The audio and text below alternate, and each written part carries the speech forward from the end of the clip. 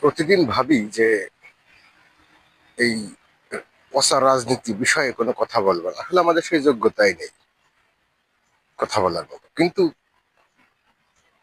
আমরা তো দেশের জনগণ, সেটা কামলা খাটি অশিক্ষিত মূর্খ যাই হই না কেন, দেশের ভালো মন্দেও তো আমাদের মন কাঁদে। এজন্য মাঝে মাঝে বলতে হয়, যেহেতু সুযোগ হয়েছে এখন ফেসবুকে কথা বলার মতো একটা জায়গা, একটা প্ল্যাটফর্ম, যেখানে কথা বললে 5 জন 10 জন মানুষ শোনে, তো না বললেই নয়।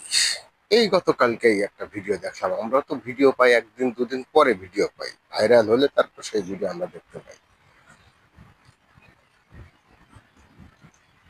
আল্লাহর বিধান, নামাজ, হজ, রোজা, জাকাত, এগুলো খরচ করা হয়েছে।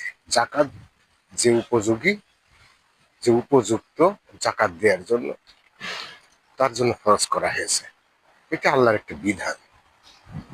আর সেই আল্লাহর বিধানকে বৃদ্ধাঙ্গুলি দেখিয়ে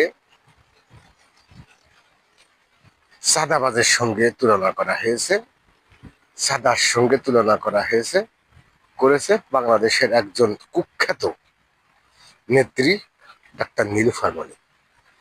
কুখ্যাত বদমাস, আল্লাহর বিরুদ্ধে, আল্লাহর আইনের বিরুদ্ধে, আল্লাহর কথার বিরুদ্ধে যে বলে, সে অবশ্যই আল্লাহ দ্রোহী। যদি কিনা আজ সেই যুগ থাকতো, হযরত ওমর রাদিয়াল্লাহু আনহুর যুগ থাকতো, তাহলে আমার মনে হয় না তার ধড়ের উপরে ওই গোল জিনিসটা থাকতো, 100% থাকতো না। আমাদের দেশেও হয়তো এরকম বিচারই হতো, যদি কিনা ইসলামিক শাসন ব্যবস্থা থাকতো, কিছু না কিছু তো হতো। অথচ সে এই কথা বলার পরে মনে হয় আর সেলিব্রিটি হয়েছে। এই বেয়াদব মহিলাকে, এই আল্লাহদ্রোহী এই বেয়াদব মহিলাকে এর উপযুক্ত শাস্তির ব্যবস্থা না করলে এই দেশের জনগণ প্রত্যেককেই এই পাপির ভাগ নিতে হবে।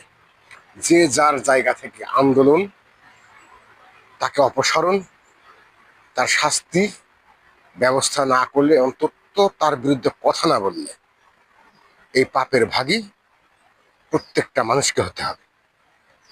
এই ধরনের বেয়াদব মহিলাদেরকে সামনে থেকে নেতৃত্ব দেওয়ার, যারা যোগান দিচ্ছে, যারা সহযোগী করছে, তারা হচ্ছে সব থেকে বড় বেয়াদব। তা না হলে এই বেয়াদব মহিলার কি সাহস হয় যে আল্লাহর আইনের বিরুদ্ধে কথা বলার।